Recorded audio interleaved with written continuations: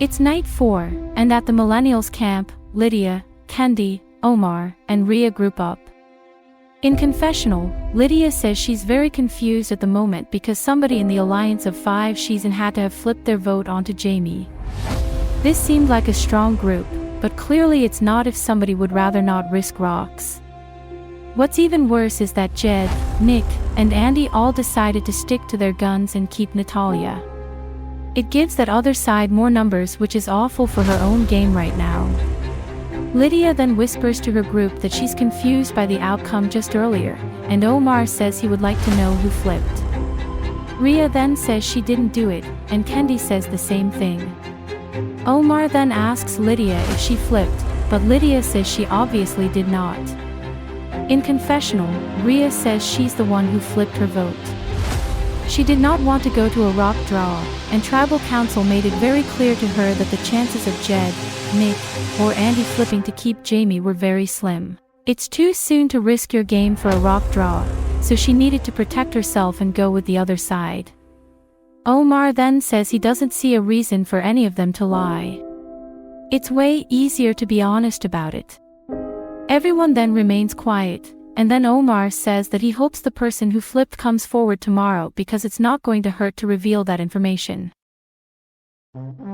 It's the 5th day in the game, and Rhea talks with Lydia alone, letting her know she's her number 1 out here. Lydia tells her that has always been the case with her. She's with her all the way and Omar is their 3rd. Rhea then breathes out and apologizes in advance, and then she tells her she flipped her vote last night to avoid rocks. Lydia stares at Rhea and then tells her she's not mad. She totally understands. Rhea then tells her she gets it if the trust between them is lost because of it, but she doesn't want to lose their friendship out here. Lydia tells Rhea not to overthink anything when it comes to their relationship. She trusts her even despite the flip. In confessional, Lydia says that she's not upset at Rhea. There's no reason to stop working with her, especially on a tribe full of untrustworthy people. However, this does show a side to Rhea that can be concerning moving forward. If there's ever a situation where there's too much pressure on Rhea, she might pick the safe route. Rhea then tells Lydia she has no idea how she'll tell Kendi and Omar, but she believes they deserve to know this information so their alliance doesn't completely split apart. Lydia tells Rhea she doesn't need to worry about it too much. She'll speak with them later and assure them that they are all still good. Of course, this means they need some new numbers on their side, but they can figure it out. Rhea thanks Lydia and gives her a hug, promising her she will not do her dirty out here. Meanwhile, Kendi is with Nick and Andy, and in confessional, Kendi says he's looking for any sort of alliance at this point that will keep him safe moving forward. If it means he needs to follow Nick and Andy a little bit, he'll do it. Kendi then asks the two if they are still good after last tribal council, and Andy says of course. They both have no reason to target him. Nick agrees and says he's only really looking at Lydia sideways. Andy then explains that they voted for Jamie because he already burned them before, so they couldn't trust he wouldn't do it again at some point. Kendi says he gets it, which is why he approached them so they could continue making something work between the 3 of them. In confessional, Nick says he actually doesn't trust Kendi as much as he claims he does to his face. Kendi already screwed himself and Andy over that first tribal council, so there's no way they can trust each other anymore. That doesn't mean the target is shifting to him next, but he's definitely not off the radar. Both Millennials and Gen Z arrive at the challenge mats, and Justin welcomes them all back, confirming that Jamie was last voted out from the Millennials tribe. Justin then turns to Omar, asking him if the Millennials have it in them to finally win a challenge, and Omar says he hopes so. They are sick of losing. Justin then turns to Caitlin, asking her if there's any type of reward she's craving at the moment, and Caitlin says she is dying for a pizza. Any kind. Even Hawaiian. Justin laughs and says that it's time for them to get into their first reward challenge of the season. For this challenge, they will all work in trios holding up a heavy object one-handed. Their arms must be extended outwards, so no extreme bending of the arm is allowed. If all 3 trios within a tribe falls, the surviving tribe will win reward. The winning tribe will get to kidnap one member from the losing tribe for the whole round. That means they will not rejoin their original tribe until after the next tribal council. Bobby then interrupts Justin, asking where the food is at, and Justin says he's not quite ready to hand out free food yet. Caitlin smirks and says she feels baited after his question, and Justin shrugs and tells both tribes to sort themselves out into trios. Once everyone is divided into trios, they begin holding up their heavy objects with her hands, meaning the challenge is now on. On the Millennials tribe, Natalia, Renee, and Rhea are working together. Then we have Lydia, Omar, and Jed together. And then finally we have Nick, Andy, and Kendi together. As for the Gen Z tribe, it's Bobby, Christine, and Lara working together. Then we have Sam, Phil, and Gabe. Last but not least, we have Casey, Henry, and Denisha as the third trio. This means Caitlin and Griff are the ones sitting out of this challenge. Not too far into this challenge, Natalia, Renee, and Rhea start losing balance of their object, and they end up dropping out first. Natalia curses out loud and Renee hugs her, telling her not to take it too hard as it's just a stupid reward. That leaves Millennials with 2 trios, both seeming pretty strong so far. On Gen Z's side, Lara tells Bobby and Christine she can't hold it up properly, so Christine tells her to shift her position a bit. Lara doesn't move, claiming she can't or else she'll drop. Meanwhile, Denisha tells Casey and Henry they are pushing too hard for her. It's catching her off balance a bit. Casey then adjusts and asks if this is okay for her, and she says she still feels a lot of pressure on her elbow. Suddenly, their object falls, meaning Gen Z loses their first trio. Not too long after, Bobby, Christine, and Lara lose their object, meaning Gen Z is only down to their last trio consisting of Sam, Phil, and Gabe.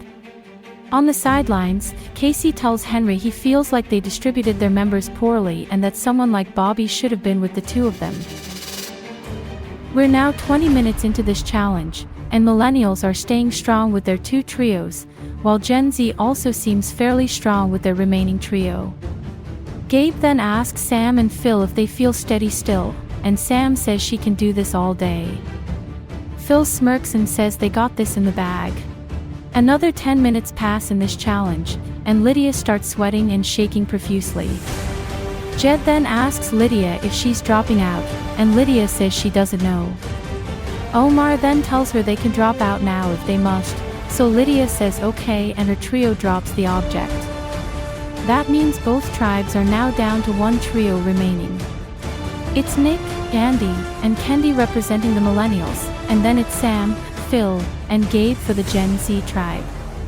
30 more minutes pass, meaning we are past the 1-hour mark.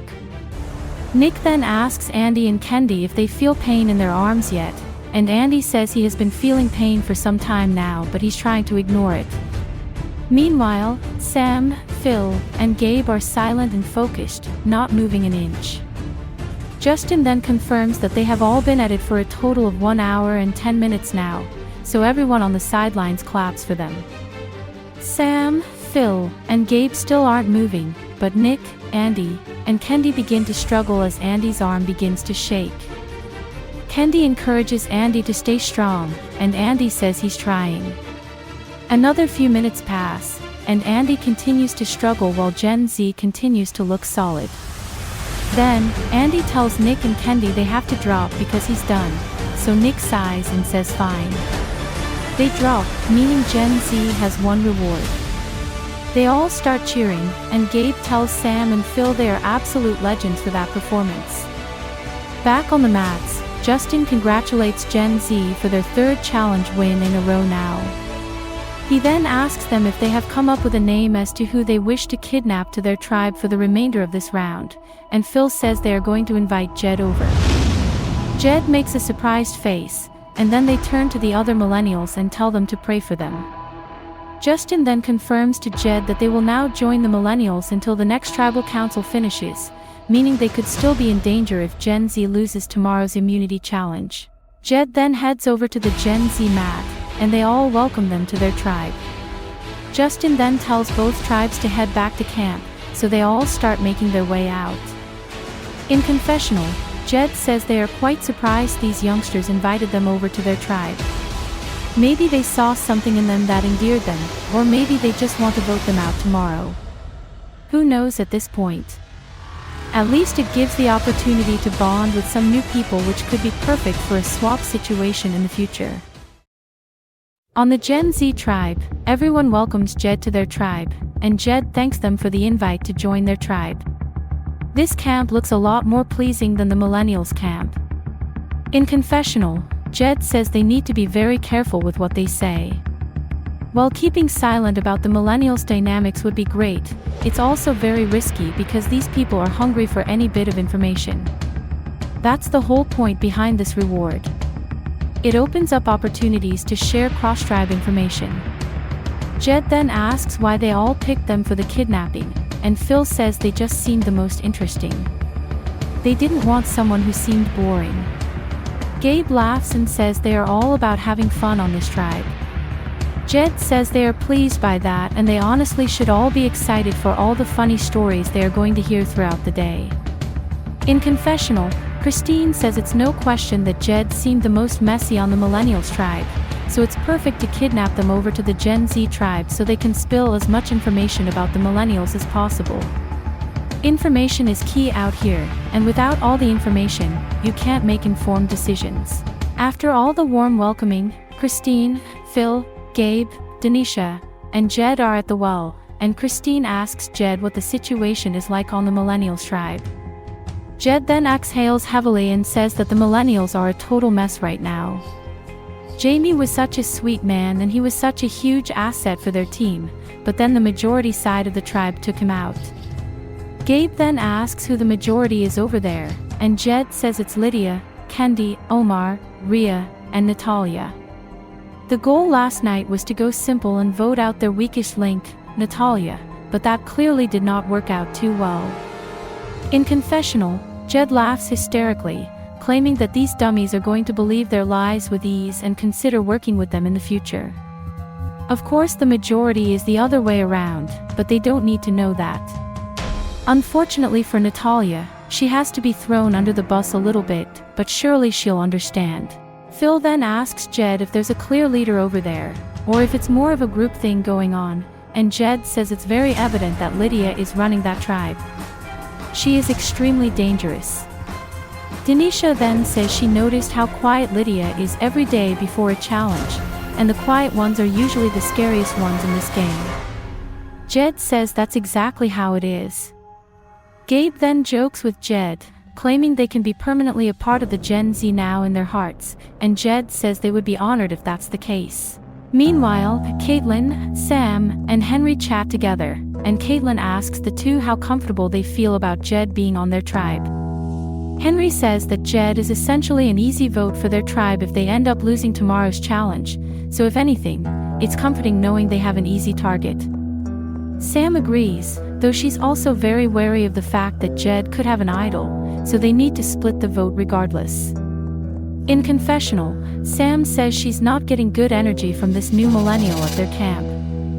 Millennials honestly want to be Gen Z so bad in the real world, so Jed is probably going to do whatever they can to blend in with them, and that could be dangerous if people actually start to like them. Caitlin then says she's nervous that some people could take advantage of Jed as a number to make some big, master plan happen, and Henry admits he feels the same way about that. In confessional, Henry says he sees eye to eye with Caitlin on a lot of things in this game, so he considers her a close ally. Right now, there are 12 people on this tribe now that Jed is here, so that opens up even more possibilities. If Gen Z loses the challenge tomorrow, it might not be as simple as voting Jed out, even though that would be his preference at the moment. Back at the Millennials tribe, Natalia, Renee, Nick, Rhea, and Kendi sit at camp, and Natalia says she wishes she can eavesdrop on the other tribe right now. She really wants to know what Jed is spilling over there. Rhea admits she doesn't trust that Jed will remain completely silent about their tribe. They will probably throw this tribe under a bloody freight train. In confessional, Renee says that despite this tribe being a bit divided after the last vote, they can all agree on one thing, and it's that Jed is unpredictable. You can never know what they will do next, but that's something she will need to endure for now because Jed is working on her side of the tribe. It has essentially become a 5 versus 4 situation on this tribe, with Lydia, Omar, Kendi, and Rhea as the 4 on the other side. Unfortunately, with Jed gone, that makes this tribe back at a 4 versus 4, which is scary. A bit later, Lydia talks with Omar alone, letting him know that Rhea came up to her this morning and informed her that she flipped on Jamie. Omar sighs and says he figured because she's the only one who would have made sense. It just doesn't make sense to him unless Rhea is actively working with Natalia and Renee. Lydia then tells Omar they cannot lose Rhea right now because that'll just leave them with 3 people, and they desperately need 4 more than ever now because Jed is gone. Omar then agrees and says they really need 1 more person to join them at the next vote. Otherwise, Rhea might flip again because she clearly hates the idea of going to rocks this early in the game. Lydia then says that she honestly wishes Jed was still here because something in her gut says that they are the most likely to flip to their side. In confessional, Lydia says that if Jed rejoins this tribe after tomorrow, that opens up the opportunity for them to join her group of 4. Jed wouldn't be a proper member of her alliance, but they'd be more like a rentable vehicle.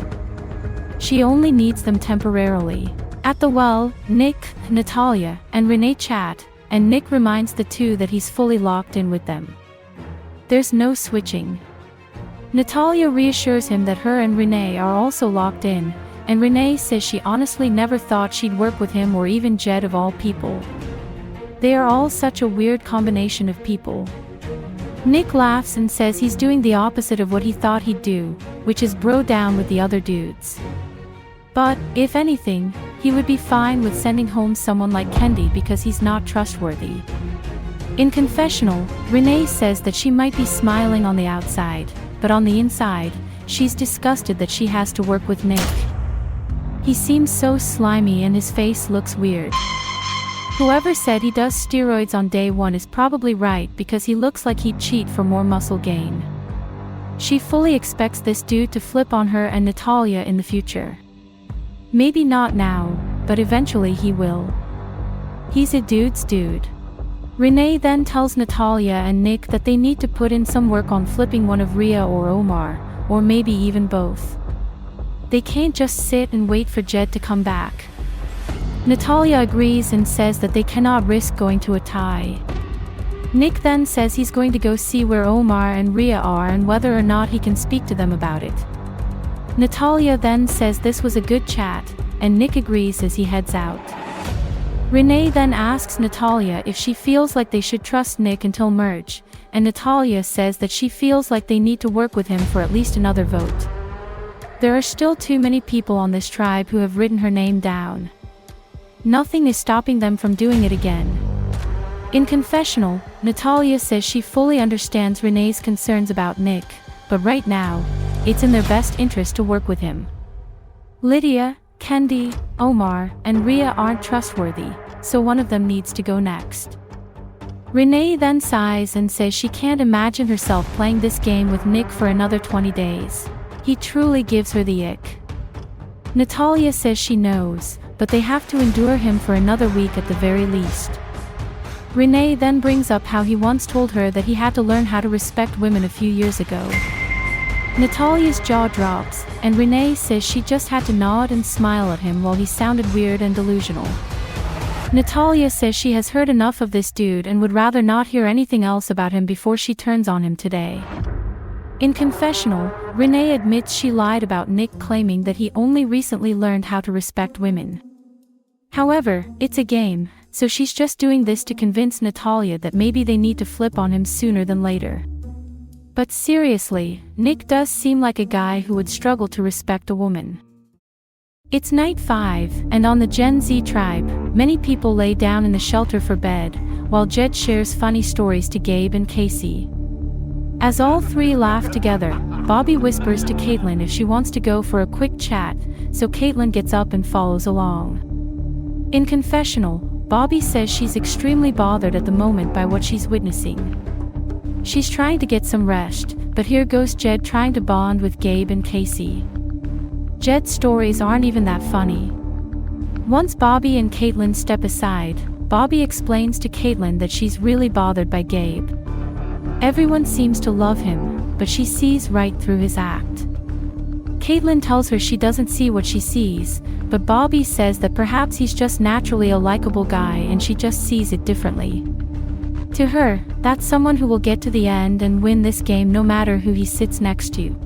Caitlin then asks Bobby if she's sure it's not too soon to think about that, and Bobby says she just wanted to put it out there. Sometime soon, they might need to deal with Gabe because he could turn into a problem for them. In confessional, Caitlin says she sort of sees what Bobby is putting down. Gabe is a social threat, but it could be too soon to plot against him like this. There are tons of people still on this tribe who would be better options to take out.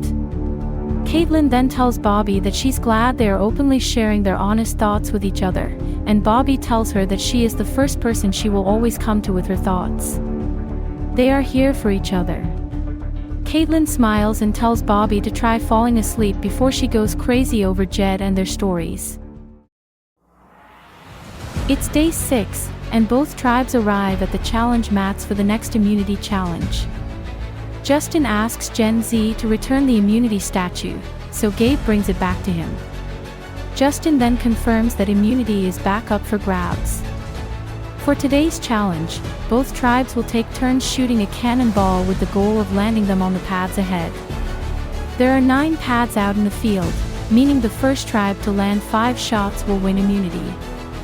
Once a ball lands on a pad, that pad is removed for good. Justin then tells Gen Z that they will need to sit 4 people this time, and it cannot be Griff or Caitlin. The 4 then raise their hands, those being Casey, Henry, Christine, and Bobby. With both tribes finalizing the order they will go in, Justin invites up Gabe and Nick so they can do a practice round to determine which tribe will go first. They will both shoot their cannonball in an attempt to land it as close as possible to the center of one of the pads out in the field. With that, Gabe goes up first and shoots. After that, Nick heads up and shoots his shot, and his ball ends up closer to a pad compared to Gabe's, meaning Millennials get to go first in this challenge. With that, Nick shoots the first shot for the Millennials and easily lands his ball on a pad, meaning his tribe gets the first point. Gabe is up next, so he shoots his cannonball but misses, meaning Gen Z scores nothing. Andy is up next, so he takes his time aiming before shooting the ball. It lands on a pad, which means Millennials now have 2 points. Natalia then tells Renee this better not be false hope for them potentially winning their first challenge. Sam then heads up for Gen Z, so she shoots her cannon. The ball doesn't land on a pad, so no score for Gen Z once again. Omar is up for Millennials, so he shoots and lands his ball on a pad. That's now 3 points in a row for Millennials, none for Gen Z. Jed is up next, so they take aim and shoot. Their ball lands on a pad, and Jed celebrates, claiming that all that time spent in the army helped out. That's now 1 point for Gen Z. Up next is Kendi for Millennials, so he shoots his cannonball. It goes way too far, so no point is given. Phil is up for Gen Z, so he shoots but also goes too far out. Lydia up next, so she takes her time setting up the cannon. She then shoots and lands the ball on a pad. That's now 4 points for Millennials, and just 1 for Gen Z. Millennials need 1 more point to win. Denisha is up next for Gen Z, so she sets up her cannon and shoots, but she misses. Up next is Rhea, so she takes aim and shoots, but she too misses. Caitlin then goes next, so she asks Jed which one she should go for. Jed then tells her the furthest one from her is the easiest at this point, so she takes aim at it and then shoots. However, she misses, meaning no point is given to Gen Z once again. Natalia is up next, so she asks her tribe if she should aim at the same one, and Nick tells her yes. Natalia then sets up the cannon and then shoots. Her ball lands on the pad she aimed for, meaning Millennials win immunity, save from Tribal Council tonight. They all celebrate with passion, and Lydia tells everyone they really needed this to boost their confidence. Back on the mats, Justin congratulates the Millennials for such a big win. He then invites them to grab the statue, so Natalia says she'll gladly take it. Everyone tells her to go ahead, so she heads up and raises the statue up in celebration. Justin then confirms to the Gen Z tribe that one of them will be the third person voted out of this game.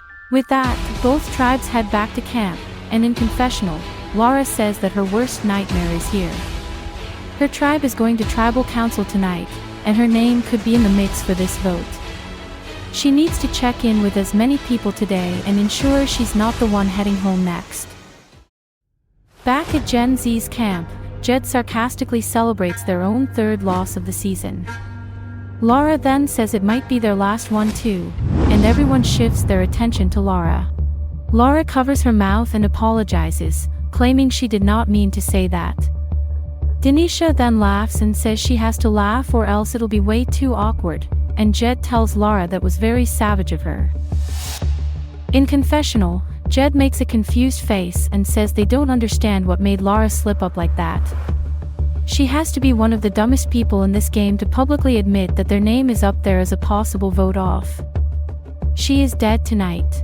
With the tribe splitting up, Laura is with Sam and Caitlin, letting them know she's actually so upset at herself for slipping up the way she did at camp in front of Jed. Sam tells her that was insane of her to say, and Laura says it was said as a joke but may have come off extremely blunt. Sam laughs and tells her she needs to watch her mouth sometimes because it could bite her in the ass next time. In confessional, Laura says she's worried that people will naturally want to vote her out tonight because she's not that well connected with more than half the tribe.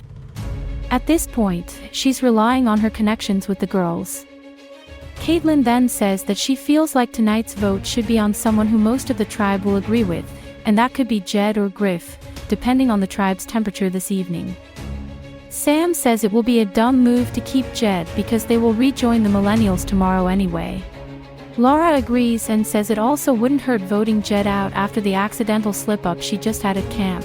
Jed, Casey, Bobby, Gabe, and Henry chat together, and Jed asks the group if Laura is one of the options for tonight's vote. Casey says it's a name that has been brought up before. Hers and Griff's have come up the most. In confessional, Casey says that Laura and Griff have been at the bottom of this tribe these first 6 days because they are unable to gel with everyone else. Jed is obviously another option for tonight's vote, but they could actually benefit from keeping Jed around because the Millennials seem broken anyway. Jed might lean their loyalty towards this tribe. Henry then suggests Lara's name because of the comment she made earlier. Plus, she's not necessarily the best in challenges.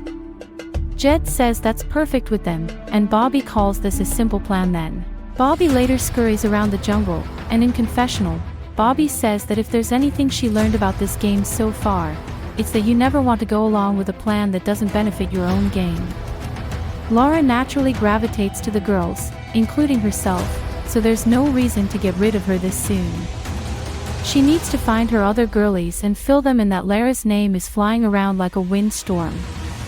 Bobby then finds Caitlin alone, so she immediately fills her in that the guys and Jed are pushing this Laura vote narrative. Caitlin says she expected this to happen, especially after what just happened at camp. In confessional, Caitlin says she actually appreciates Lara's presence around camp, but her loose lips truly can sink ships, including the ships her own allies are trying to steer. It would be a safe move to follow the trend and vote Laura out, but it doesn't benefit her own game. She'd much rather see Griff go because he offers her nothing. Caitlin then tells Bobby to help her get the votes onto Griff these next few hours so that they can keep Laura. The vote will need to split anyway as that's what they've all agreed to do for the last few days now. Bobby then tells Caitlin she doesn't understand why they aren't taking the shot at Gabe right now. They have an easy opportunity to do so. Rally up most of the girls and maybe loop in some guys who are willing to join in. Caitlin then says she is mainly nervous about the numbers, especially now that Jed is here. Jed will never get off of Lara's neck after what she commented at camp. If they miss their shot at Gabe tonight, they are screwed. In confessional, Bobby says she really wants to commit to this Gabe move because he's currently winning this season. If she had to pick a winner from this tribe right now, she'd choose him. He's doing so well connecting with people on a personal level. Heck, maybe he has a whole alliance right now who will back him up in any dirty situation. He needs to go tonight. Caitlin later finds Christine and Sam together, so she joins in and asks them what's up. In confessional, Caitlin says she's going to talk to Sam and Christine about Bobby's voting plan for tonight. If Sam and Christine both agree to make this move against Gabe, maybe this will be the night to do it. Sam then asks Caitlin why she looks so pale in the face, and Caitlin scoffs and says she didn't know it was so noticeable. However, she is quite nervous because Bobby thinks they should come together and vote Gabe tonight. Christine drops her jaw, admitting she didn't think they'd make such a move this soon. Sam then says she honestly sees Bobby's concerns. People are underestimating that girl because she's new to this game, but in all honesty, Gabe is a huge social force out here.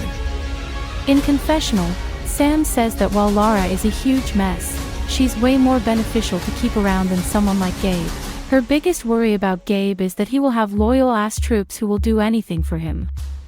Of course, that begs the question now of whether the numbers are there or not to take him out. Caitlin then says that her biggest worry right now is that they don't have the votes tonight and they still end up voting Gabe. That leaves them in such a shit position, and Bobby won't go home over the three of them first. Sam then says that the benefits in keeping Gabe is that he might be loyal to them if they show loyalty back. Plus, he's good at challenges which doesn't hurt. But then the biggest con in keeping him is that he will be more difficult to take out down the line. Christine then says she could maybe run this idea by with Henry because she feels relatively close to him. If they also get Lara on board, they have 6 votes. Maybe that'll be enough, assuming the other 6 people don't vote as a united crowd against Lara. In confessional, Christine says that she never expected such a big move to be plotted on day 6. She thought they would enter tribal council tonight either voting out Jed or Griff. Heck, even Lara. Maybe that's still the mindset she needs to stick by because taking out Gabe this early into the game is a massive risk. She needs to speak with Henry as soon as possible since that's her closest ally out here.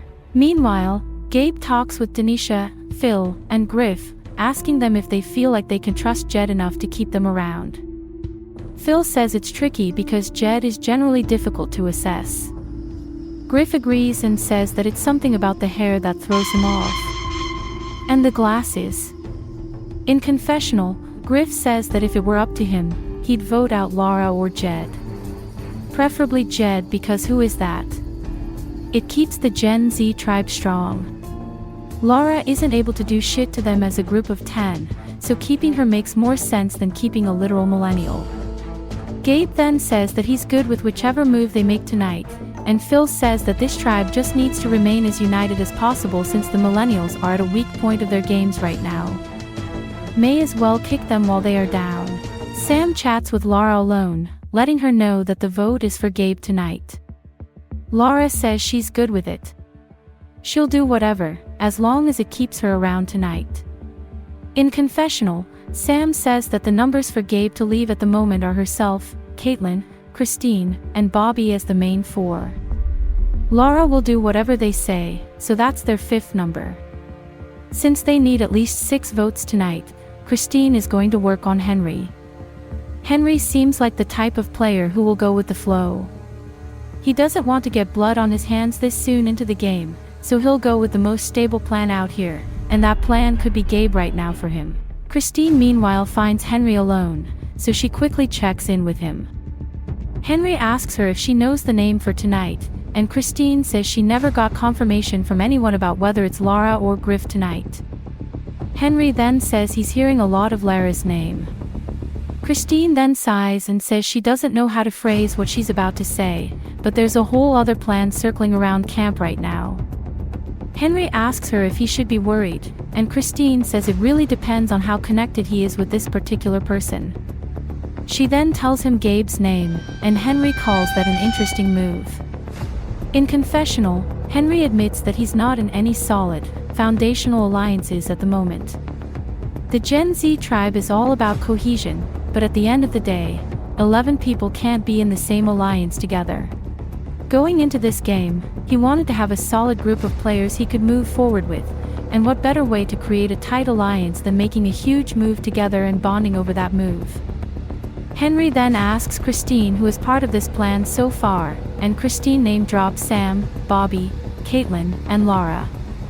Henry then asks if they have a seventh, but Christine says they were all hoping the other people would split their votes between Laura and Jed. Henry shakes his head and says they need a seventh or else this move won't work. Nobody is voting for Jed because they want to keep them close to their tribe. Laura is the only name out there right now. Christine covers her face and says it might be too big of a risk then to vote for Gabe. Henry then tells her not to abandon this plan so easily.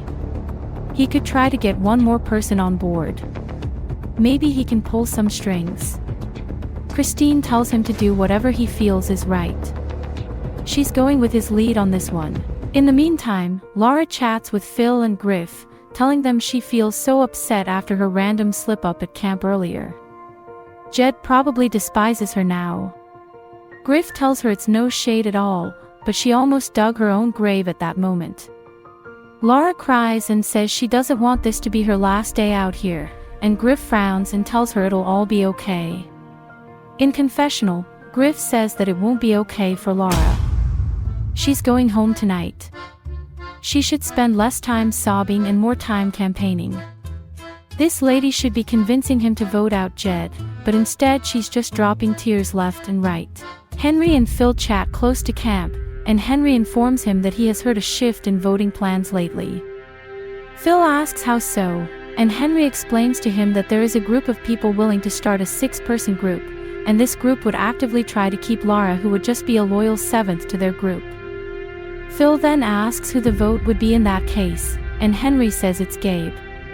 Phil says wow out loud, asking where this name even came from, and Henry tells him that Gabe is becoming a social threat right off the bat. He's very personable and fun to hang with. In confessional, Phil says he doesn't know how to feel about this sudden shift in the plan for this vote. Sure, Gabe could become this powerful player, but he's generally just a good dude. Laura doesn't benefit him that much personally, so keeping her feels like a major risk. Phil then asks who the group would consist of, and Henry says it would be the two of them, Christine, Bobby, Sam, and Caitlin. Phil says he kind of expected this because he has noticed a few of them closely connected so far. Henry then asks him if he's in or not. He needs to know because tribal council starts very soon. Phil exhales, and in confessional, Henry says he needs to get confirmation from Phil that he's going through with this plan. If he's not cool with it, they need to call it off and just vote for Laura. He'll try to Phil and Christine at the very least since she deserves to know. Unfortunately, that could leave the other 3 girls in the dark if Laura ends up as the final plan. It's night 6, and Gen Z arrives to tribal council and sit down in their seats. Justin welcomes them and claims that behind them is a lit torch for each of them. Once their fire is out, so are they. Justin first turns to Jed, pointing out that this is actually not their first time here. Jed laughs and says it's absolutely not. It's like a detour to hell for them. Justin then asks them how they feel about being kidnapped onto a tribe with 11 brand new people they never met, and Jed says it has been an interesting experience. Most people seem to like them. Maybe there's a few who don't appreciate their presence around camp. Laura then speaks up, apologizing to Jed for the comment she made earlier. Justin then asks Laura what comment she's talking about, and Laura says she made a dumb joke about this being their last challenge loss, implying they are going home tonight. Jed then says they obviously do not appreciate that because it felt like a direct attack, and Laura admits it's her fault for being dumb.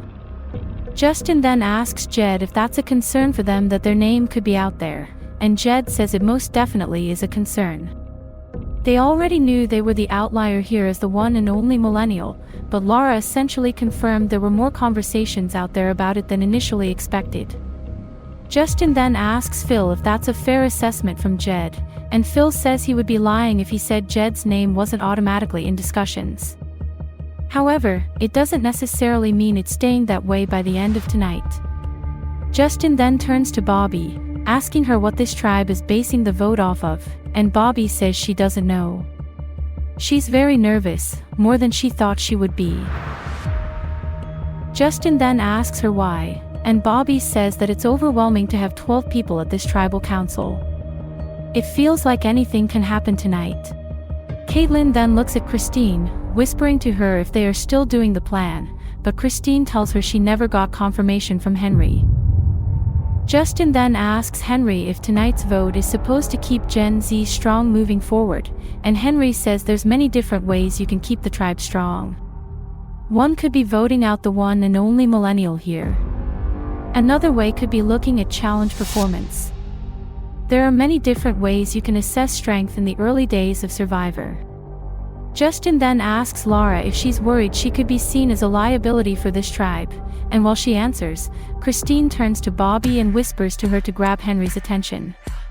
Bobby then nudges Henry, and he turns around. Most people then turn their attention to the other side of tribal council, and Lara finishes speaking to Justin.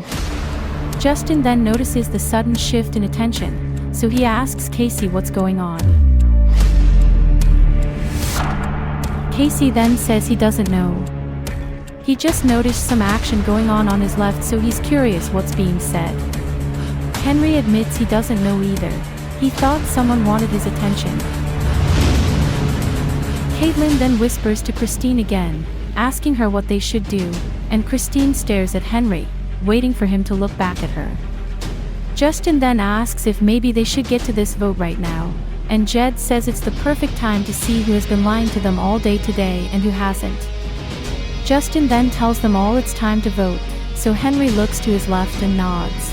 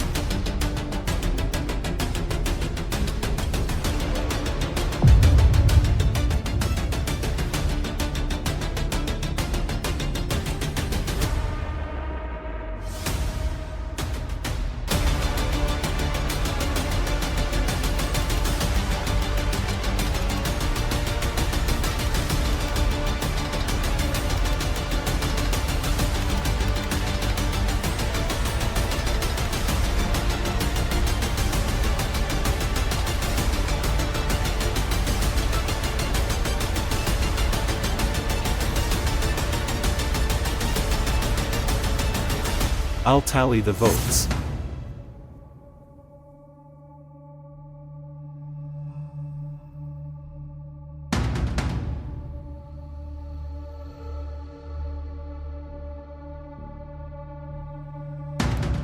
If anyone has a hidden immunity idol and they want to play it, now would be the time to do so.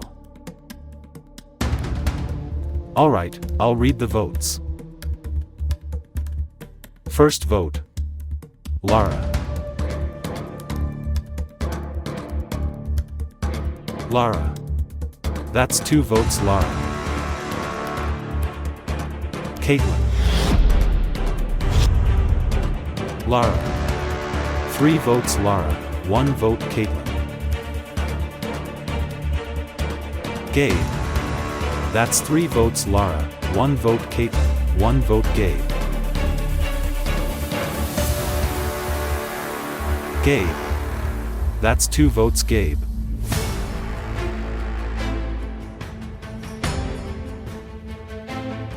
Gabe. We're tied. 3 votes Lara, 3 votes Gabe.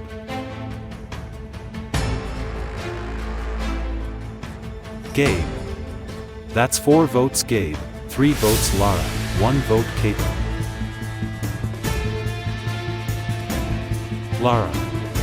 We're tied again. 4 votes Gabe, 4 votes Lara. Lara. That's 5 votes Lara, 4 votes Gabe, 1 vote Caitlin.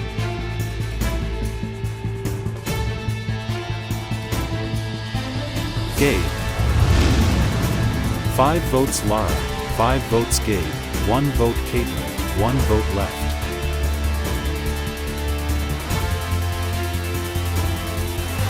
Third person voted out of Survivor Millennials vs Gen Z.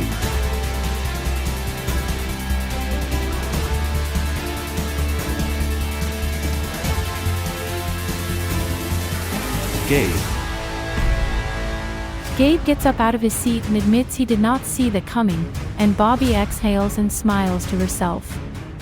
Lara looks over at Caitlin and thanks her, while Griff shakes his head in utter annoyance.